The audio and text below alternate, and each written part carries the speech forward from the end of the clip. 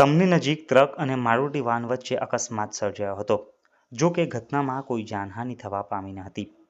સમગ્ર બનાવ અંગે સૂત્રો થકી પ્રાપ્ત થતી માહિતી મુજબ ભરૂચ જંબુસરને જોડતો નેશનલ હાઈવે નંબર 64 ઉપર સમની ગામ નજીક અકસ્માતનો બનાવ બન્યો હતો.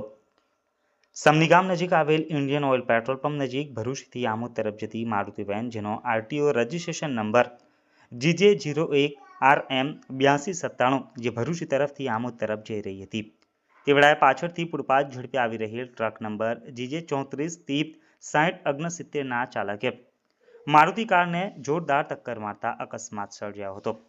અકસ્માતને પગલે ઘટના સ્થળે લોકટોળા ઉમટી પડ્યા હતા, જેને લઈ ટ્રાફિક જામના દ્રશ્યો પણ સર્જાયા હતા. અકસ્માત બાદ બંને ચાલકો વચ્ચે શાબ્દિક ઘર્ષણ પણ સર્જાયું હતું. જોકે સદનસીબે અકસ્માતમાં કોઈ જાનહાનિ થવા પામી ન હતી, પરંતુ મારુતિ વેનને પાછળના ભાગે નુકસાન પહોંચ્યું હતું. કોઈ જાનહાનિ નહીં નોંધાતા ઉપસ્થિત લોકોએ રાહત અનુભવી હતી. અકસ્માતને લઈ પોલીસ ફરિયાદ વિશે કોઈ માહિતી સાંપડી ન હતી.